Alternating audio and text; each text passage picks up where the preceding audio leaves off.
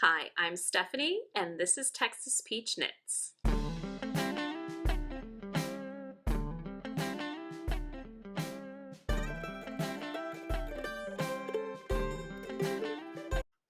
This is take 2 of my March 2024 episode part 1.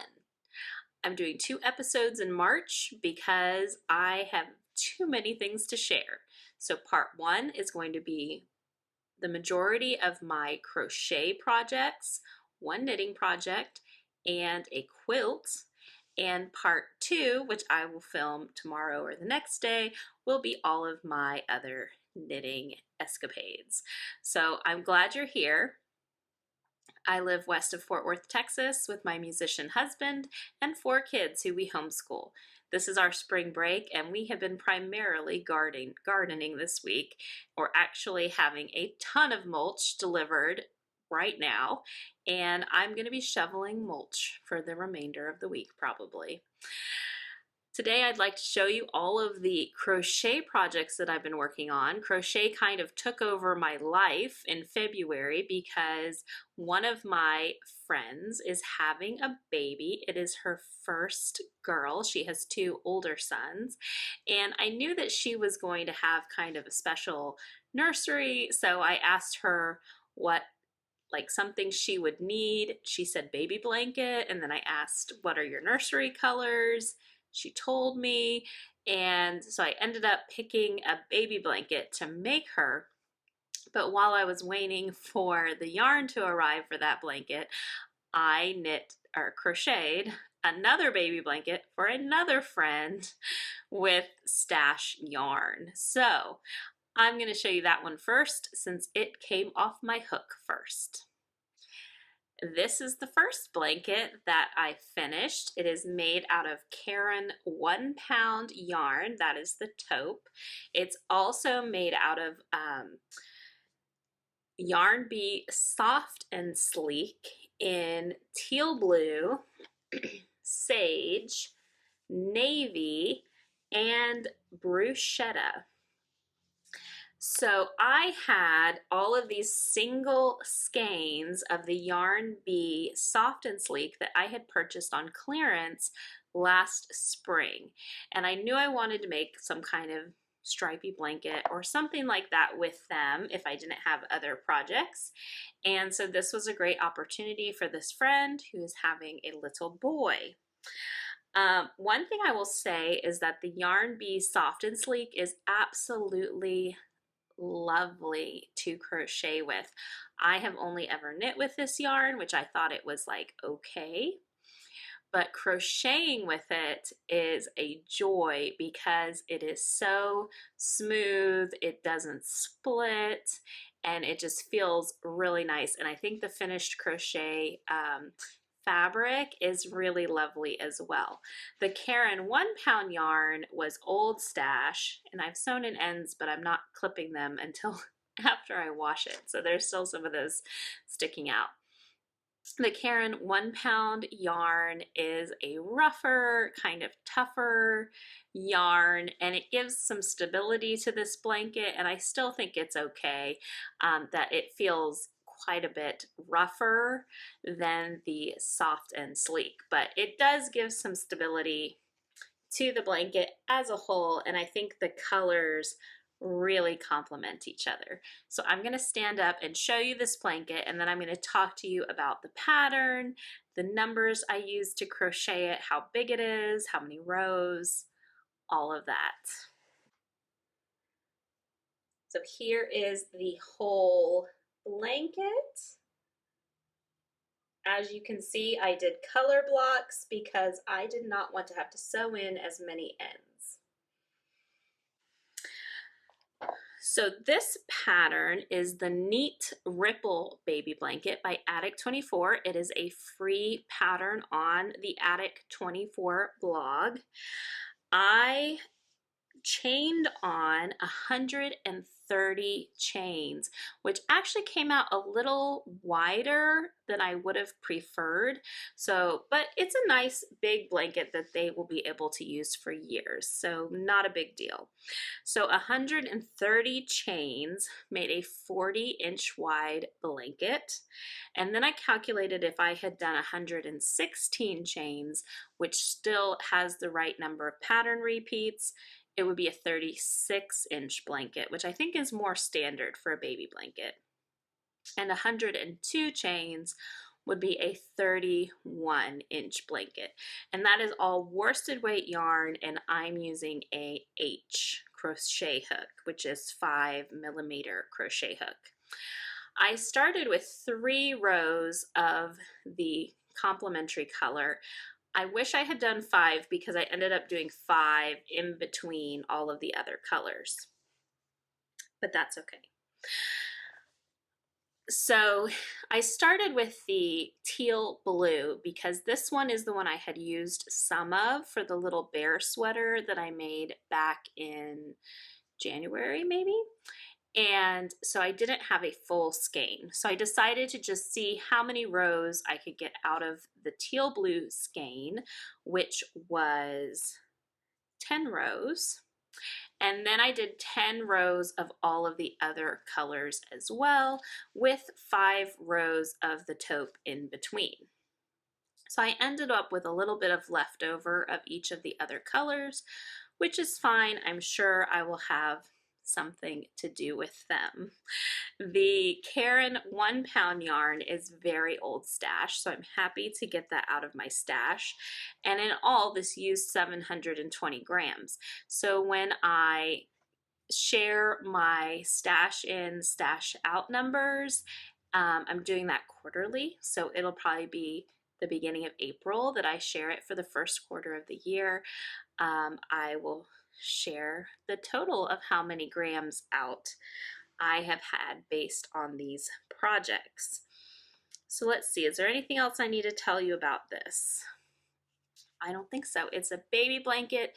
The neat ripple pattern is wonderful. It's easy to memorize, and it makes this lovely fabric that does not have as many holes in it. I mean, there's still the spots in between the DK, but overall it's a very solid blanket for a crochet blanket.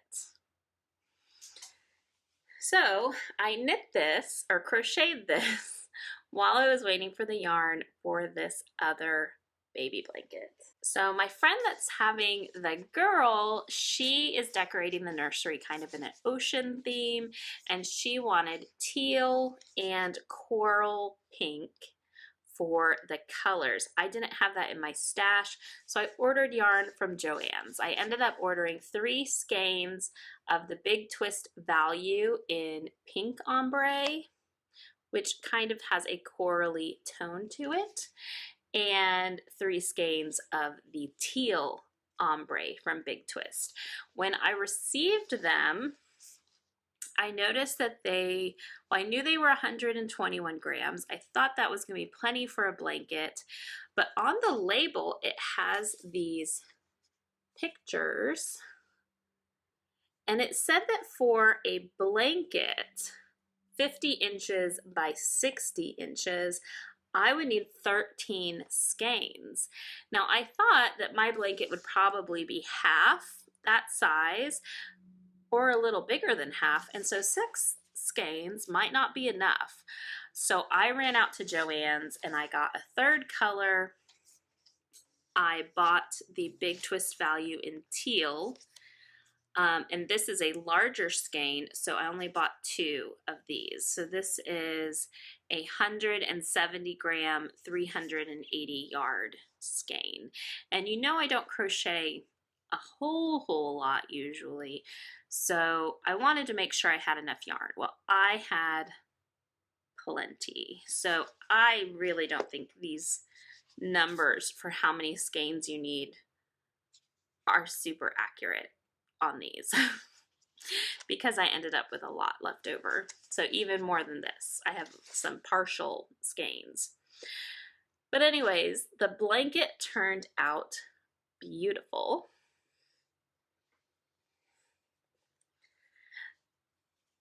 So it's folded up here, but I actually started with the solid teal and then the teal ombre and the pink ombre. And I repeated that again and then partially. I just didn't finish with the pink because I wanted it to be somewhat symmetrical with the teal colors at either end. So let me stand up and show you.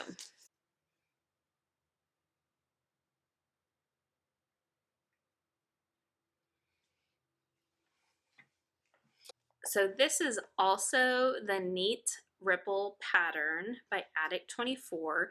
This yarn is thinner and lighter than the Yarn Bee or the Caron 1 pound, just a little bit, but it's still a worsted weight. I have never used this yarn and I've heard mixed reviews. When it first came out, lots of people were singing its praises as a really great acrylic yarn.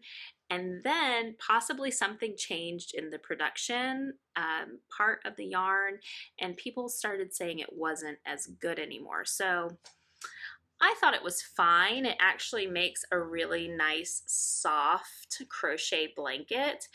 The main thing is the yarn itself feels very microfibery, like it feels like spongy maybe. It's hard for me to describe. The colors are lovely, very vibrant. It's very, very light. Like the whole project is much lighter than the other blanket. So that could be a good thing for a baby blanket, easier to drag around. It is very, very soft. I don't think I would make a garment out of this because I'm not sure how it would drape or how it would fit, like just because of the way the yarn texture feels. But I do think it's a really good option for a crochet blanket. It really makes a nice crochet blanket, and I'm looking forward to seeing how it washes up. So it hasn't been washed yet. For this blanket, I chained on less because, like I said, I thought the other one turned out a little wide. I ended up chaining 116 stitches, and I ended up with a 38-inch wide and 50-inch long baby blanket, which is plenty big. It is nice and big. I did 8 rows of each color. So if you wanted to duplicate this with 3 colors, I did 8 rows of each color. You would need 2 skeins of each of the colors to do that. And because I think I didn't use these at all. I don't think. So I think you could get by with 2 skeins of each of the colorways. Because I had so much left, I decided to make a bonus baby project. When Tin Can Knits was having its sale, buy one get one free sale on its patterns, I picked up the beloved Bonnet because it is a pattern I've always wanted to knit, and I could never find a similar pattern out there, you know, in the free pattern market or in the books that I already own. And when I got the pattern, I realized the construction, a lot of thought went into the construction of this bonnet, and I never would have been able to duplicate it just by looking at the pictures of the bonnet. You know how sometimes you can look at something and be like, oh yeah, I can knit that. This construction, there were some things I never would have guessed. But so you start at one end of the I-cord, and then as you can see, the first color of my pink ombre ended right here in this nice neat little square. And then I did another color. I did not cut or anything, and it almost started the next color in the middle of the hat, but not quite. And then the place I did do color management was when I got to the other ear. I wanted it to match the ear on this side. So I cut the yarn in this medium pink section and then started the dark pink so that both sides of the I-cord match. I crocheted this on size 6 needles, and I did the newborn size because one of my friends had told me it does tend to run a little bit big, and so I decided to just go with the newborn size because she hasn't been born yet, and then it won't be humongous and it will hopefully fit a little while.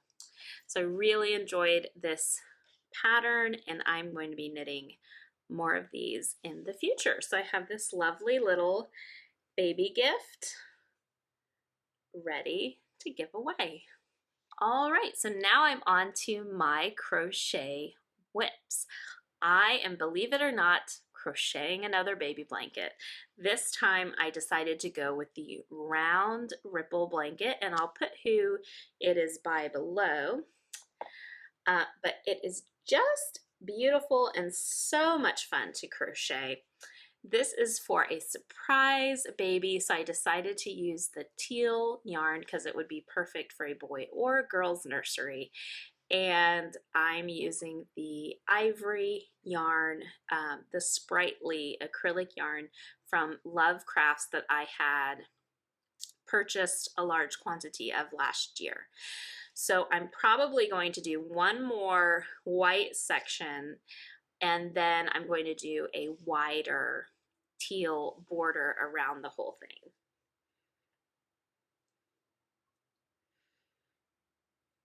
And this is also on an H crochet hook. It is center out. It's very fun to crochet. So, and really enjoying that baby blanket. My last crochet whip is in my Texas Peach project bag, and it is outgrowing it quickly. This is my long-term Battenburg project made with leftover yarn bee, I think snowball yarn that's no longer being made, and my leftovers of my Knit Picks Brava Sport. So I've got multiple colors in here. I'm using Dove Heather as the center squares. And I'm crocheting this year as a part of Crochet ADHD's Hip to Be Square, Mal. So she is asking that people make 2 crochet squares a month, and that is not a problem with this one because you can knock these little squares out really fast. So I decided to use Dove Heather for all the contrasting squares, and I am going to have to order more at some point, so I'm trying to use what I have now, piece them all together, and then put it in order just in case I need more of the alternate colors as well. I'm really enjoying the Battenburg join as you go method. I find it pretty easy to do, and I am crocheting over most of my ends, but I usually leave them to weave in a little bit before I snip them. So I'll weave in a little bit before snipping them. So this is how much I have of this so far. And I'm doing a random placement. I've got about 4 or 5 more squares crocheted, so I will be putting those in soon. And this I know is going to take me, I'm not in a hurry to get it done, so it's going to probably take me the whole year, if not longer, because the things that have deadlines take precedence. So finally, I hinted that I had a quilt to show you. And this I started in 2020 with a friend of mine who is an expert quilter, and she really helped me with designing the pattern. It's a pattern she had, I don't even know what it was called, and putting all the fabrics together. I bought the fabrics from several different places, and it is for my 12-year-old's top bunk twin size bed. So my girls share a room that when they were babies, I decorated as like an English cottage style cottage garden. And even though I'm going to show you these blankets, they are not their style. I bought the fabric. I'm putting all the time into them, so I'm making them the way I like them, and they're fine with that. It's not what they would have chosen, but they'll probably end up staying with me anyways, so it's okay. But let me show you the first quilt.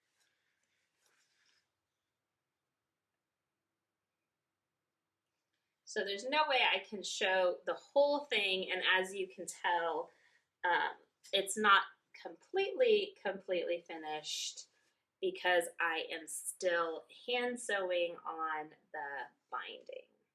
But that's about halfway done, I would say. So this is the beautiful English cottage fabrics that I chose. The majority of these small floral prints are from a Moda collection from about 5 years ago, I would say. And I bought them when they were just like the ends, like the last bits. And I don't remember exactly what the collection's name was. These yellow rose fabrics I purchased at Hobby Lobby to complement them because I wanted some larger florals. And the pink is, I think it's called a Swiss dot. It has little tiny dots on the light pink. And that's the fabric I used as the backing, and that is also a Hobby Lobby quilting fabric. I also used it for the binding. So this is what I would think is kind of a smaller twin size quilt because she is on a top bunk bed. So I didn't make it as wide or as long, but it's approximately a twin size. My other daughter is going to have a full size, slightly smaller than a full size because it's a bottom full size bunk bed. And instead of having the pink as the contrast color and the backing, she is going to have this green. And I have started cutting all the fabrics for her quilt, which are all these same floral fabrics, except with the green in place of wherever I have the pink. I am doing a different quilt pattern. I think it's called like a lemon, I don't know, a lemon pattern. Again, my sweet quilting friend who has been helping me, she chose the pattern. I just kind of gave her an idea of what I wanted because I don't want to make the exact same quilt top again, but I wanted it to be easy, big pieces, not as much piecing so that I can get it done. Because my goal is to finish these before they leave for college, and my oldest daughter is a 9th grader, so I can't take 4 years to finish her quilt as I took for this one. So still working on that. I work on it a little bit each month and hoping maybe this summer I can put a lot more time into it and finish the second quilt. But I did all the top stitching with my sewing machine,